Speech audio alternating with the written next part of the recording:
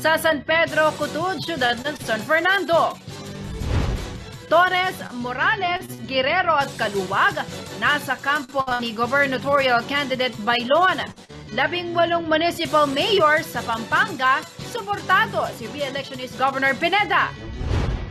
Mayoral candidates ng siyudad San Fernando, tuloy ang kampanya pagkatapos ng mahal na araw. At pasok sa mga pampublikong paaralan, suspendido simula May 2 hanggang May 13 dahil sa eleksyon.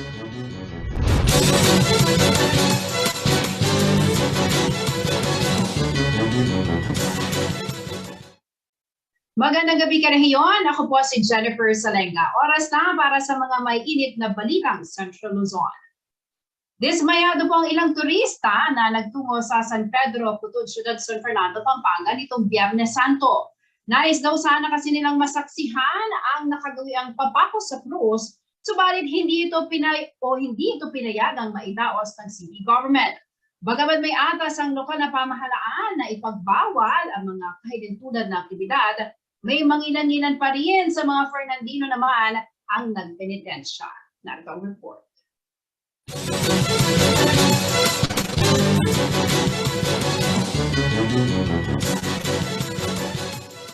Isang siyudad San Fernando sa dinarayo ng mga international at local tourists tuwing panahon ng Semana Santa. Kilala kasi ang siyudad dahil sa pagiging relihiyoso ng mga tao rito at sa mga tradisyon tulad ng pagpepenitensya sa pamamagitan ng self-flagellation o magdarame kung tawagin ng mga Kapampangan. Sa San Pedro, Cutud, naging taunang tradisyon na tuwing Biyernes Santo ang Via Crucis o ang reenactment sa pagpapapako ni Jesus sa krus. Hindi mahulugang karayom ang dami ng mga nagpupunta sa lugar, masaksihan lamang ang pagpapako sa krus ng mga nagpepenitensya. Pero buhat ng magkapandemya o sa loob ng 2 taon, natigil ito bilang pag-iingat sa pagkalat ng COVID-19. Sa kabila ng mababang kaso ng COVID-19 sa syudad, naging prioridad pa rin ng local government unit ang kaligtasan ng publiko. Kaya naman kahit pa nasa alert level 1 ang status ng Pampanga, kinansela pa rin ang ganitong uri ng mga aktibidad. Gayunpaman, sa pag-iikot ng CLTV News nitong Biyernes Santo, hindi pa rin nagpapigil ang ilang turista sa pagpunta sa San Pedro, Cutud. Tulad na lamang ng pamilyang ito na nagmula pa raw sa lalawigan ng Bulacan. Pati mga bata ay isinama raw nila upang ipakita sana kung paano naghirap sa krus si Jesus. Ngunit sa kanilang pagdating, tanging ang 3 krus na ito na nakatayo ang kanilang dinatnan. Para makita ng mga bata kung paano naghirap si Kristo. Kailan po, ito po, nadatnan niyo po. Ito po, nadatnan, wala. Ano yung pakiramdam na nadatnan niyo? Malungkot. Sayang yung biyahe. Nakakapagod. Si Lynn Isabela, bumiyahe pa raw mula sa Pasay City para sana masaksihan ang pagpapako sa krus ng mga namamanata. Dismayado man, pero naiintindihan naman daw ang naging desisyon ng LGU na ipagpaliban muli ang aktibidad. Siyempre, nadismaya, pero at the same time, okay na rin po para sa siguro kaligtasan din natin. Pati mga kabalen mula sa kalapit na bayan, nagbaka sakali rin na may madadat ng palabas sa San Pedro, Cutud. Para mapanood po sana yung sa petensya po. Ay, yung nagpapapako sa krus. Ito ma'am, nadatnan niyo po, Wala nga po Ano po yung naging pakiramdam ninyo? Sad, pero okay naman, magpa-picture na lang kami. Bago pa man ang obserbasyon ng mahal na araw, naglabas ng Executive Order No. CMO 2022-20 si Mayor Edwin Santiago na nagbabawas sa pagpepenitensya sa syudad, gaya na lamang ng self-flagellation, magsalibat-bat ang senakulo at way of the cross o tira bakal at pagpapako sa krus. Sa panayam ng CLTV News kay Louie Clemente, hepe ng City Public Order and Safety Coordinating Office, sinabi nito na hindi naging 100% ang pagpapatupad ng EO dahil na rin sa kagustuhan ng ilang Fernandino na idaos ang kanilang nakagawi ang tradisyon. Holy Week po ayaw ho naming manghuli talaga at magkaroon pa ng komosyon dahil lamang po sa pinipigilan natin ng ating mga kababayan na magpahayag ng kanilang paniniwala regarding po sa kanilang relihiyon. So, ang ginawa ko namin, kinakausap at kung maaari, pinapakiusapan na talagang tapusin kaagad at umuwi na ho. Angelica Cara, CLTV News.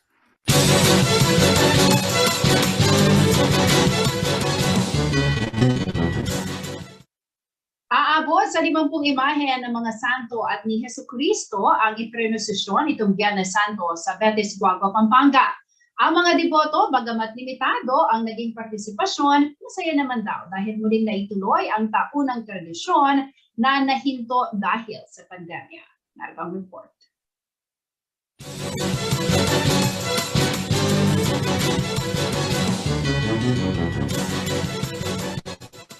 Matapos ang 2 taon, ikinatuwa ng maraming deboto ang muling pagdaraos ng religious activities tulad ng prosesyon sa iba't ibang bahagi ng bansa. Nitong Biyernes Santo, nagtipon ng mga deboto sa Santiago Apostol Parish sa Betis, Guagua dito sa Pampanga upang saksihan ng prosesyoning pamaylasan ng Ginoo. Tinatayang nasa 50 imahe ng mga santo ang ipinrosesyon dito. Maging ang parish priest si Father Raul de los Santos, hindi na itago ang tuwa na muling maibalik ang mayamang tradisyong ito. Isang malaking biyaya raw itong kanyang maituturing. Mahalaga sa mga tao, parang ito yung identity nila. Parang bumalik yung pagkakilala nila sa kanilang sarili. Bahagi ito ng ating pagkakristyano, ang sumama sa prosesyon, sumama sa stasyon ng krus ng ating Panginoon upang sumabay sa kanyang muling pagkabuhay. Pero hindi tulad ng nakagawian, ang mga deboto ay hindi nakasama sa prosesyon bilang pag-iingat sa COVID-19. Ganun pa man, hindi pinalampas kahit ng mga senior citizens ang pagdaan ng prosesyon sa kanilang lugar kasabay ng pag-aalay ng panalangin. Kabilang sa mga nag-abang ng pagdaan ng mga karo, ang 67 years old na si Jesus Alvero Jr. at ang 70 taong gulang na si Ambreta Manluta. Pero naging excited ako ngayon. Nasa ko itong manood ng posisyon. Nagalak na, lalo nagalak ako ngayon na pandemya pa. Tagal-tagal pa nawala ng register ng paglimbog. Siyempre, dinasdasal namin, sana wala ng mga virus, yung COVID-19. Saka hindi lang ito, lahat ng lugar, mga bansa. Sa mga gera, yung mga kalamidad. Siyempre, ayaw namin yun eh. Kaya lagi kami nagdarasal sa Panginoon. Sa unang pagkakataon, naisama na rin sa prosesyon ang karo ng pamilya Labira. 2019 nang maaprubahan daw na maisama sa prosesyon ng kanilang imahe na Jesus Cautivo. Pero dahil sa pandemya, hindi raw ito naiprosesyon. Nakatatak daw sa kanilang puso ang pagiging relihiyoso at isang patunay ang kanilang ipinagawang karo na kanilang pananampalataya sa Diyos. Nakapag-prepare kami noong 2020. Unfortunately, nagkaroon ng lockdown. So, first time niyang lumabas. Sana matapos na itong pandemya. At magkaroon, lahat naman tayo, dapat magkaroon ng mga malulutong na katawan. May mga deboto rin na dinayo ang Betis para saksihan ng prosesyon. Everyday po naman isang milagro sa buhay natin, di ba? Everyday naman maraming mga miracles na nangyayari sa atin. So yung pinakasandata natin bilang mga Kapampangan po, yung pagdarasal natin katulad ng pag-attend natin ng prosesyon na ganito po. Inilarawan sa nasabing aktibidad ang iba't ibang kwento sa buhay ni Jesus. Nagningning ang kalsada mula sa liwanag ng karo. Bagamat hindi pa rin nawawala ang banta ng pandemya, para sa mga sumali, pagpapakita raw ito ng walang makatitinag sa debosyon at sa kanilang pananampalataya. Angelica Cara, CLTV News.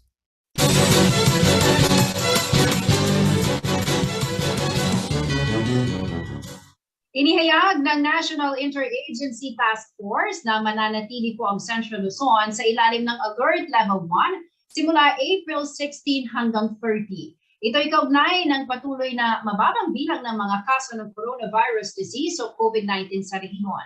Kabilang ang Central Luzon sa mga lalawigan, lungsod at munisipalidad kagaya ng NCR at Regions 1 to 12, Caraga at iba pa na inilabas ng IATF nitong April 12 sa ilalim ng nasabing alert level.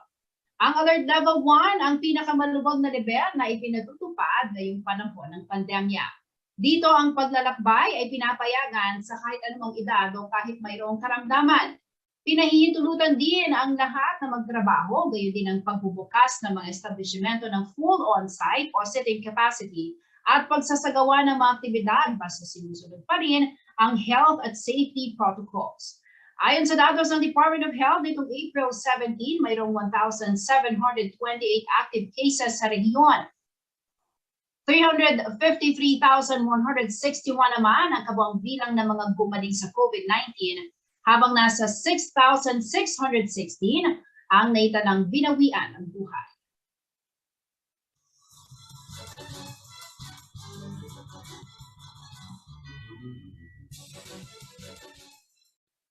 Manatiling nakatutok para sa iba pang mga nangungunang balita ngayong araw.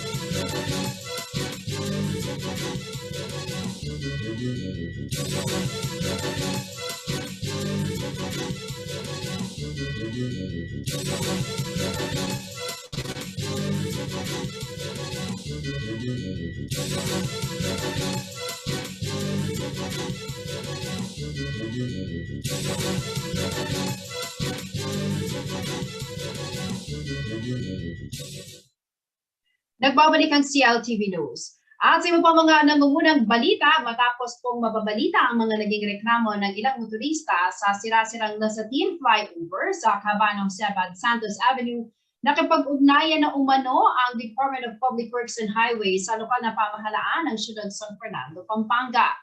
Ayon po sa inilabas na dokumento mula kay District Engineer Almer Miranda, ngayong buwan ng Abril, itinakda ang agarang pagsasaayos sa estruktura. Nag-request din ang opisina ng assistance para sa pansamantalang pagsasara sa flyover. Bukod dito, nahihingi si Miranda ng ilang suhestyon para sa mga posibleng alternatibong ruta habang inaayos ang daan. Hinihintay na lang din ng ahensya ang final na schedule para sa balak na rehabilitasyon sa ngayon takaw aksidente ng flyover. Ulat na po si DPWH kay Mayor para nga po sa mga series of coordinated meetings para maplansya ko. Kasi alam naman ho natin, it is a major thoroughfare po, hindi po pwedeng basta-basta na lang po magkukonstruct dito sapagkat malaki po ang magiging epekto niya sa traffic.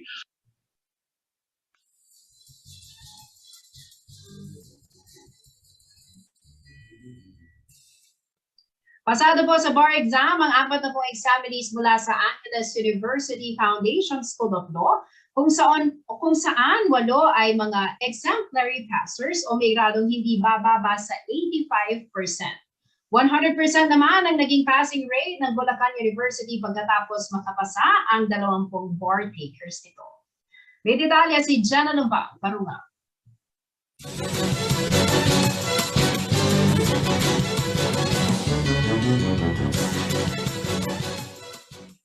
7 taon ang hinintay ng bansa bago muling magkaroon ng bagong mga abogado dahil sa pagkaantala ng bar examination gawa ng pandemya.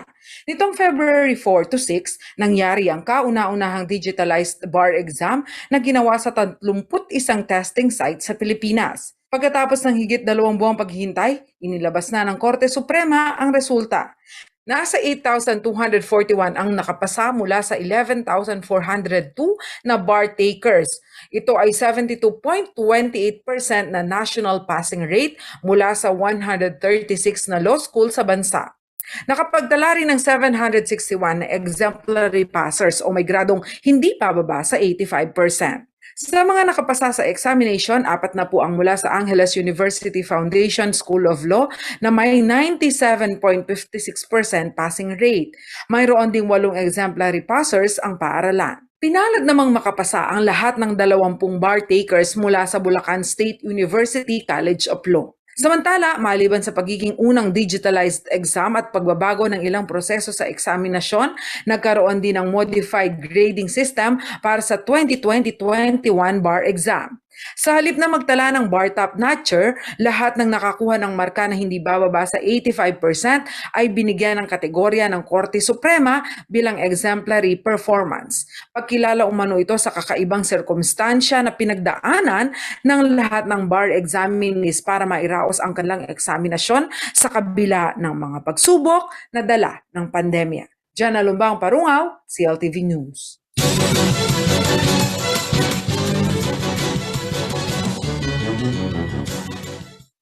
Nanindigan ang 3 presidential candidates sa isang press conference nitong linggo ng pagkabuhay na hindi raw nila iuurong ang kanilang kandidatura. Ito po ay sina Senator Panfilo Lacson, Mayor Isko Moreno Dumagoso at dating Defense Secretary Norberto Gonzales. Subalit nanawagan naman si Mayor Isko kay Vice President Leni Robredo na siya ang mag-withdraw sa laban. Ang detalye.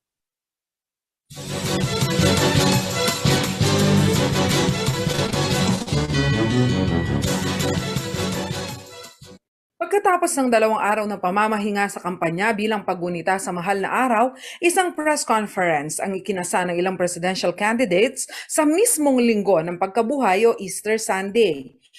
Humarap sina Senator Panfilo Lacson, Manila Mayor Isko Moreno at dating Defense Secretary Norberto Gonzales para sa kanilang joint statement na nagsasaad na hindi nila iuurong ang kanilang kandidatura sa pagkapangulo. Hindi naman dumating sina Presidential Candidate Senator Manny Pacquiao at Ernesto Abella na sinasabing naimbitahan din sa press conference. Ang sinasabing call for unity na ito ay inisyatibo umano ng kampo ni Mayor Isko at Senator Lacson. Hindi imbitahan ang ibang kandidato katulad ni Vice President Leni Robredo at Ferdinand Marcos Jr. Maliban sa paniniguro na tuloy ang kanilang kampanya, sumentro din ang 3 presidential candidates sa pagbatikos kay VP Leni. Inakusahan ni Senator Lacson ang kampo ni Robredo na nililimitahan nito ang pagpipilian ng mga tao sa pamamagitan ng pagkuha sa kanilang mga supporters. Bagamat number 2 sa survey si VP Leni at sa pagdami ng kanyang mga supporters at endorsers, naniniwala pa rin si Presidential Candidate Nograles na hindi si Robredo ang gusto ng mga tao na lumaban sa number 1 na si Marcos Jr. Kaya kailangan umanong pumili ng iba. Diniretsa naman ni Mayor Isko si VP Leni at sinabing mag-withdraw na ito sa laban. Samantala, kinona naman ang kampo ni VP Leni ang ginawang ito ng 3 kung saan hinaluan raw nila ng paninira at mga kasinungalingan ang kanilang pagpapahayag ng pagtindig sa kanilang kandidatura. Sa Twitter post naman, idinaan ni Presidential Candidate Calio de Guzman ang kanyang patutsada sa press conference kung saan hindi rin siya imbitado. Jana Lumbang Parungaw, CLTV News.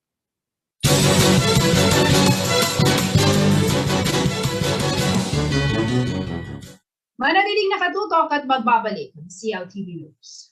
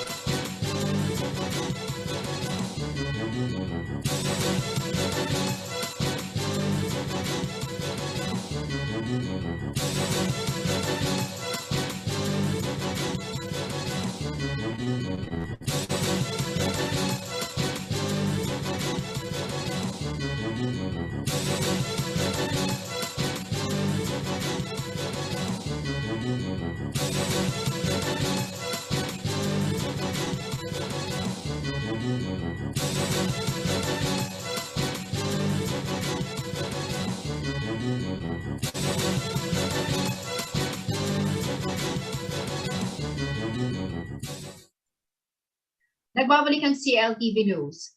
At sa iba pa mga nangungunang balita, ilang BBM Sara supporters sa Pampanga ang nag-ikot sa syudad ng Angeles para po sa isang grand caravan itong linggo, April 17. Ayon sa post ng Go Pampanga BBM Sara sa kanilang Facebook page, sinimula ng event mula 1:00 ng hapon sa Magalang Angeles Bypass Road ang naging assembly point ng mga taga-suporta. Pawang mga naka-green at red na solid BBM Sara riders, volunteers at team bahay ang sumali sa alay lakad at motorcade ng grupo. Pinalalahanan ng mga organizer ang mga BBM Sara supporter na iba pa ang ginawang Grand Caravan sa nakaplanong Grand Rally sa paparating na April 29.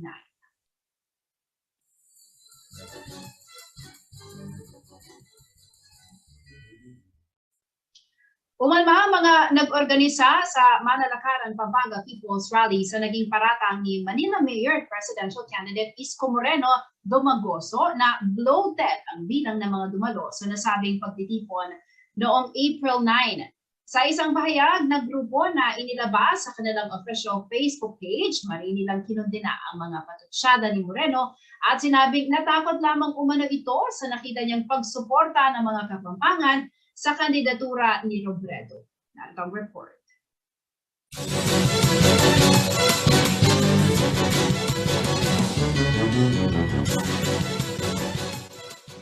Kinundina ng organizers ng Manalakaran People's Rally ang naging pahayag ni Presidential Candidate Isko Moreno patungkol sa naging crowd estimate sa naturang aktibidad.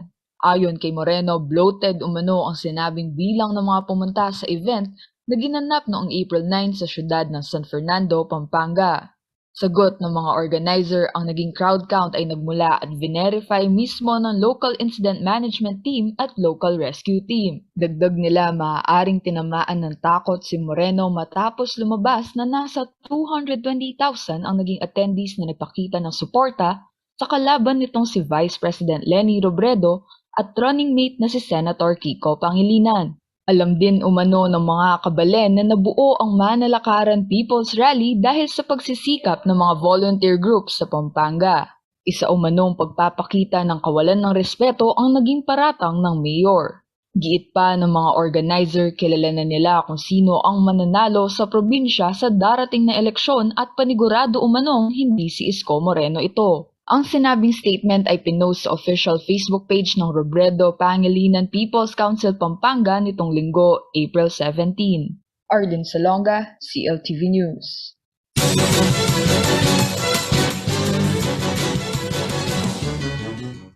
Nakatakdang magbahay-bahay sa lahat ng barangay ng Siyudad San Fernando ang nasa 10,000 Fernandino volunteers para ikampanya ang Lady Kiko Tandem. Ito'y kasabay ng nationwide house-to-house activity ng mga kakamping na itinaon sa kaarawan ni Vice President Leni Robredo. Samantala, ipinahayag naman ni City of San Fernando Mayoral Candidate Attorney Oscar Rodriguez na isa sa mga layunin niya sa pagtakbo bilang alkalde ang patunayan na hindi pera-pera ang labanang politika sa syudad. Narito ang detalye.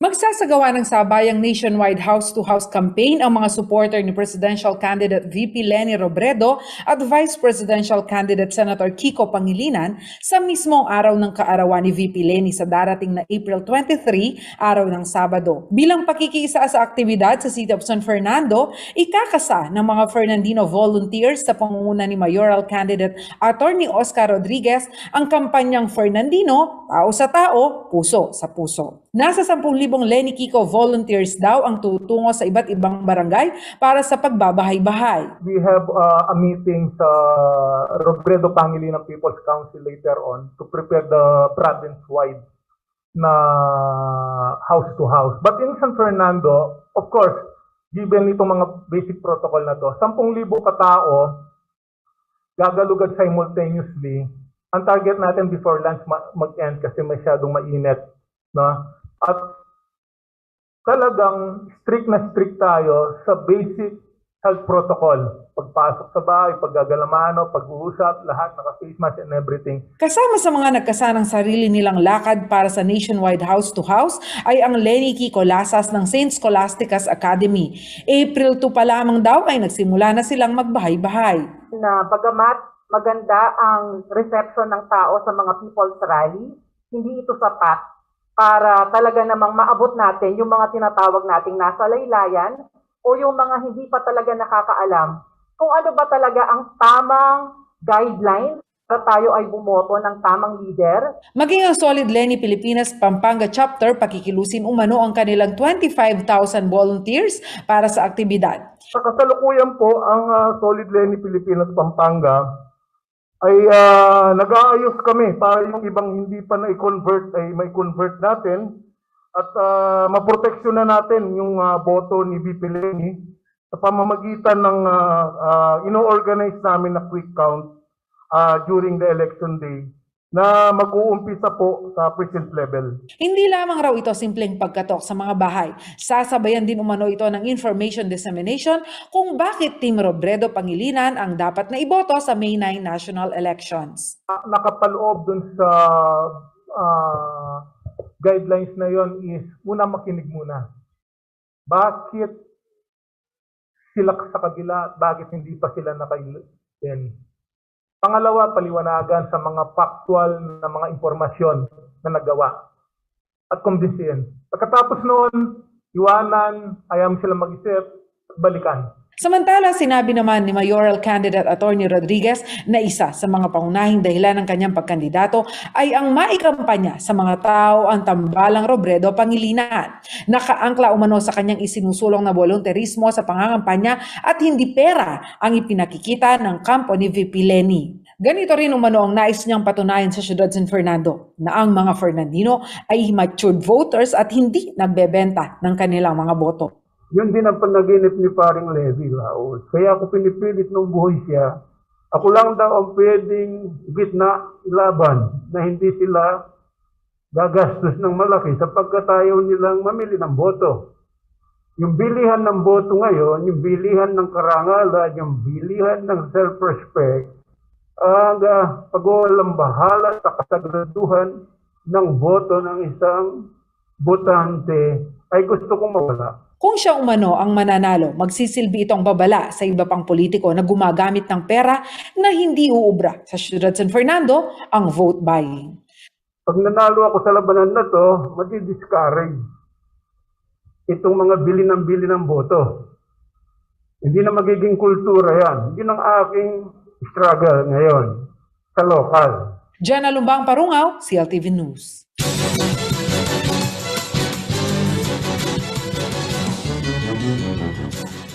Manatili na katutok at magbabalik ang CLTV News.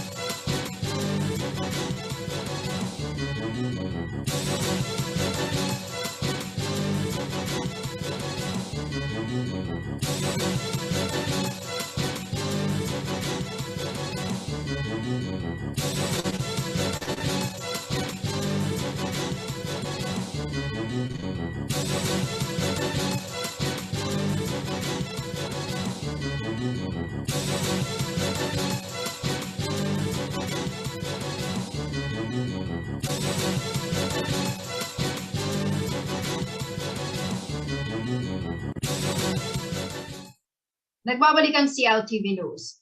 Wala pong pasok ang mga mag-aaral sa lahat ng antas sa mga pampublikong paaralan mula May 2 hanggang 13. Ayon po yan sa Department of Education Order Number 29, Series of 2021. Ito'y bilang pagbibigay daan sa mga guro at iba pang mga kawani ng DepEd na magseserbisyo sa lokal at nasyonal na halalan. Gayunpaman, inaasahan pa rin ang mga guro na mag-report sa kanilang paaralan sa mga araw na walang election-related duties o activities.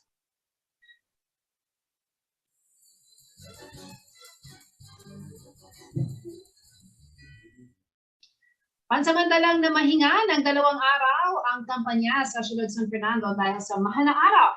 Ngunit pagdating ng linggo ng pagkabuhay ay muling umarangkada mga couples at motorcade na mga kumakandidatong alkalde ng syudad. Narito ang report.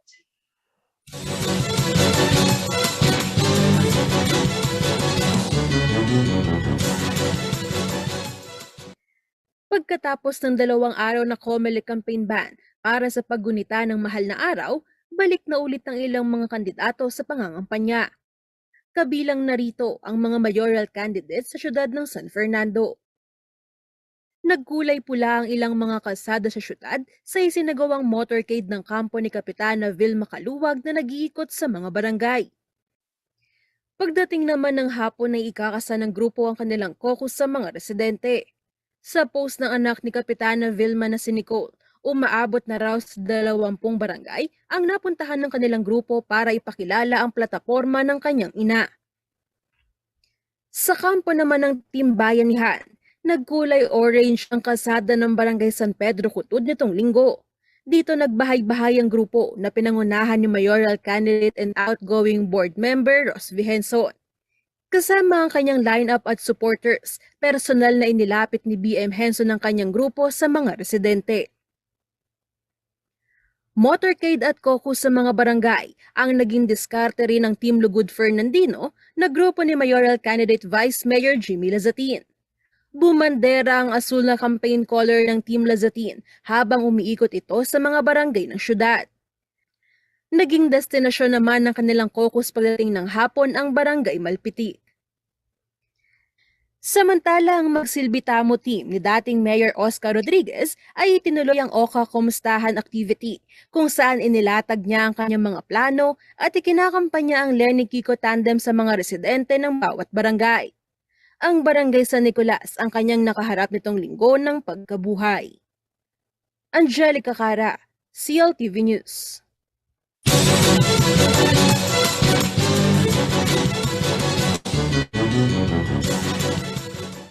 Suportado raw ng 18 municipal mayor sa Pampanga ang kandidatura ni re-electionist Governor Dennis Pineda ayon mismo kay Kabilang Board Director Attorney Charlie Chua. Sa mga nakaupong alkalde sa 19 na bayan ng lalawigan, tanging si outgoing Guagua Mayor at Board Member Candidate Dante Torres ang nasa kampo ni Gubernatorial Candidate Danilo Bailon. May ulat si Paulo G. Santos.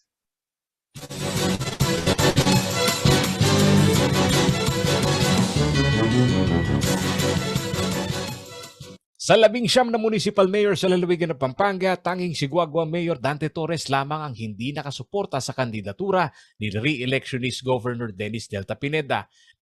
Nasa kampo ni dating Candaba Mayor at Gubernatorial Candidate Danilo Boy Bailon si Torres, bagamat naghain ito bilang independent candidate para sa pagka-board member sa 2 distrito. Ito'y matapos na hindi makuha ni Torres ang endorsement ng partidong Kambilan sa kanyang pagkakandidato. Wala naman. Wala naman ako masamang tinapay. Dahil nirespeto ko sila kung talagang puno sila. I want to join the race. Pero ito, for the record din, hindi ka makikisali sa anumang mga salita na negatibo sa administrasyon Pineda. Alam mo, hindi yun ang estilo ko eh. Aminado si Torres na dehado sa numero pagdating sa mga naupong mayor ang kampo ni Baylon, pero hindi naman daw ibig sabihin nito na wala silang laban pagdating sa usapin ng taga-suporta. Siyempre, halos lahat ng mga nanunungkulan, hindi namin makuha ang mayorya, no? Pero hindi naman sa marami rin naman ang nagko-commit na hindi kumikibo, no? Kaya lang, pinababayan namin yun, baka mapasama sila. Mas maganda na yung kukuha ka ng mga bagong leaders para wala nilang problema. Iba naman ang pananaw ni former Candaba Mayor Jerry Pelayo na isa sa mga aktibong kritiko ng Administrasyong Pineda sa Pampanga. Nagdesisyon ng Kapampangan.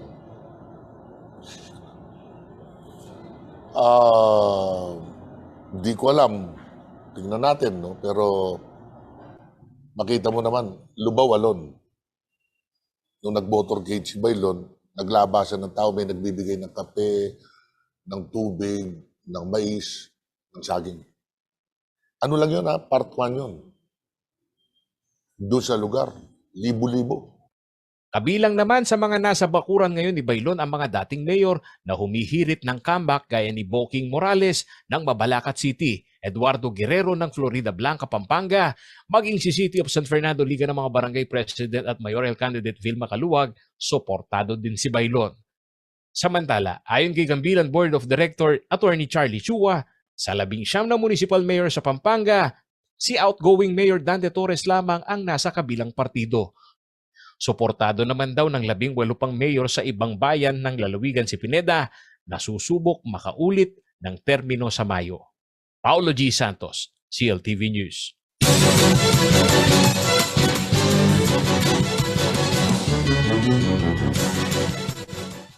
Alamin naman natin ang magiging lagay ng panahon mula kay Ginoong Manny Esguerra, ang Chief Weather Forecaster ng Pag-asa.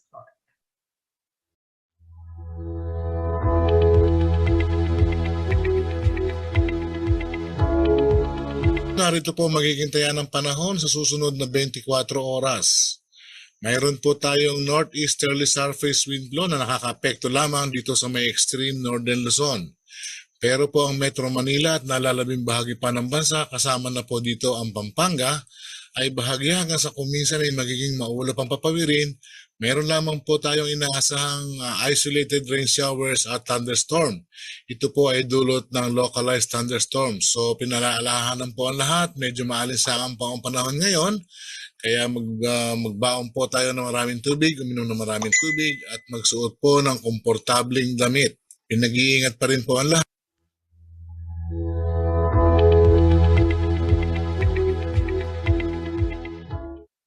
At yan ang mga balitang nakalap ng CLTV News. Para po sa karagdagang detalye, maaari niyong i-follow ang aming social media pages, Facebook at CLTV36 Official and at CLTV36 News, Twitter at CLTV36, Instagram at CLTV36 Official. Kung nais po rin yung balikan ang mga programa ng CLTV, pwede niyong bisitahin ang aming YouTube channel at CLTV36 Official at ang aming website www.cltv36.tv. Mapapanood din ang mga programa ng CLTV nationwide via Signal Channel 115 at sa ating 39 cable partners. Kasama po ang buong pwersa ng CLTV News and Current Affairs. Ako po si Jennifer Salenga. Maraming salamat.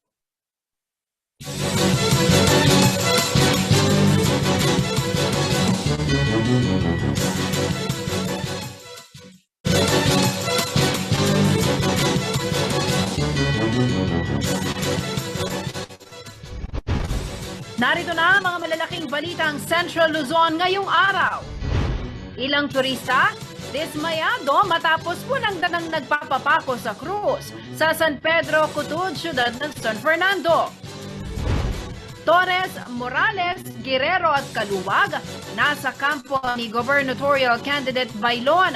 18 municipal mayor sa Pampanga, suportado si re-electionist Governor Pineda.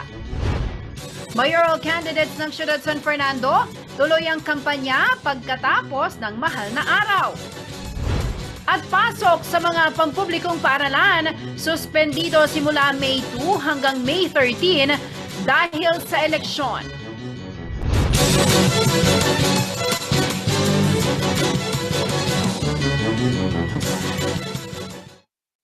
Magandang gabi ka rehiyon. Ako po si Jennifer Salenga. Oras na para sa mga may init na balitang Central Luzon. Dismayado po ang ilang turista na nagtungo sa San Pedro, Cutod, Ciudad San Fernando, Pampanga nitong Biyernes Santo. Nais daw sana kasi nilang masaksihan ang nakagawiang papako sa krus, subalit hindi ito pinayagang maidaos ng city government. Bagaman may atas ang lokal na pamahalaan na ipagbawal ang mga kahigintulad na aktibidad, may mangilan-ngilan pa rin sa mga Fernandino naman ang nagpenitensya. Narito ang report.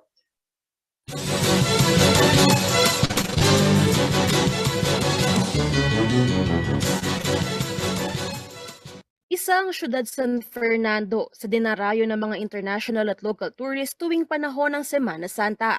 Kilala kasi ang syudad dahil sa pagiging relihiyoso ng mga tao rito at sa mga tradisyon tulad ng pagpapenitensya sa pamamagitan ng self-flagellation o magdarame kung tawagin ng mga Kapampangan. Sa San Pedro Cutod, naging taunang tradisyon na tuwing Biyernes Santo ang Via Crucis o ang reenactment sa pagpapapako ni Jesus sa krus. Hindi mahulugang karayom ang dami ng mga nagpupunta sa lugar, masaksihan lamang ang pagpapako sa krus ng mga nagpepenitensya. Pero buhat ng magkapandemya o sa loob ng 2 taon, natigil ito bilang pag-iingat sa pagkalat ng COVID-19. Sa kabila ng mababang kaso ng COVID-19 sa syudad, naging prioridad pa rin ng local government unit ang kaligtasan ng publiko. Kaya naman kahit pa nasa alert level 1 ang status ng Pampanga, kinansela pa rin ang ganitong uri ng mga aktibidad. Gayunpaman, sa pag-iikot ng CLTV News nitong Biyernes Santo, hindi pa rin nagpapigil ang ilang turista sa pagpunta sa San Pedro Cutod. Tulad na lamang ng pamilyang ito na nagmula pa raw sa lalawigan ng Bulacan.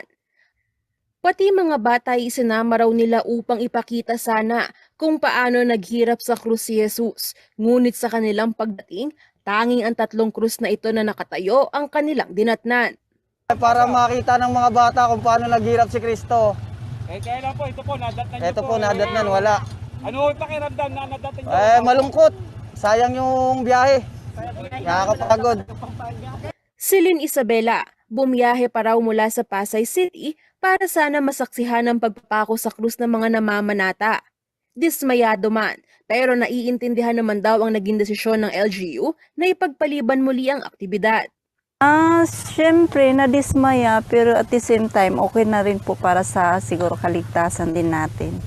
Pati mga kabalan mula sa kalapit na bayan, nagbaka sakali rin na may madadat ng palabas sa San Pedro Cutod.